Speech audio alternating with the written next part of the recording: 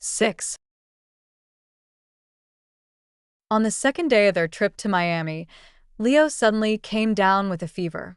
Mia stayed up all night looking after him, and by morning he was feeling a little better. Although his temperature had gone down, Leo still seemed tired and out of sorts. Mia lost all interest in the vacation and, despite Leo's protests, quickly booked their return tickets.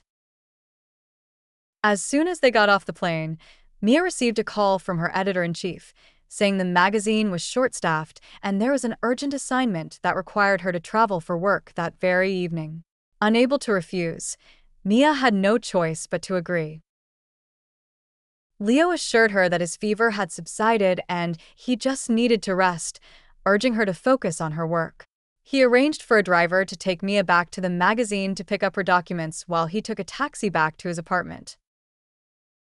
It had been a week since Mia left on her business trip. She called Leo every day. At first, he would always say he was fine and even tease her for worrying too much. But over the next few days, her calls during the day went unanswered.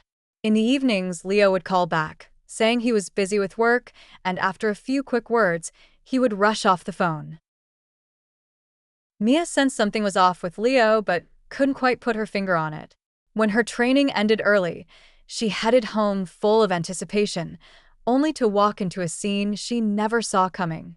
It turned out all the strange behavior was because Echo had come back. In the end, he had regretted his choices. When one person returns, another has to go. After seeing Leo with Echo that night, Mia never contacted him again. The next 3 days passed in a blur of sleepless nights and chaotic days. Every morning, she would wake up and stare at her phone, watching it lie there silently. She even started to wonder if it was broken. For 3 whole days, he didn't call once or offer a single explanation. Lying awake in the dark, Mia slowly began to believe he no longer wanted her. Later, Mia heard another version of the story from a colleague, a tale about Leo and Echo, childhood sweethearts and a perfect match who had parted ways due to misunderstandings in their youth, but had now rekindled their old flame and reunited. Her colleague mentioned that at the beginning of the year, Echo had been transferred back from headquarters, and his cousin happened to work under her. He often saw Leo with her. At first, he didn't realize who Leo was, but after reading the magazine interview, he recognized him. Old flames rekindled. A broken mirror made whole again.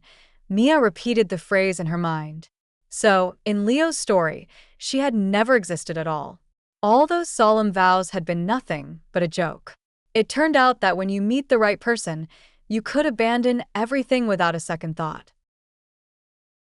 3 months later, Mia changed her phone number and applied for a transfer within the magazine to help establish a new branch office. The magazine had been struggling with this project, so when Mia volunteered, the editor-in-chief was more than happy to approve. The paperwork was processed promptly,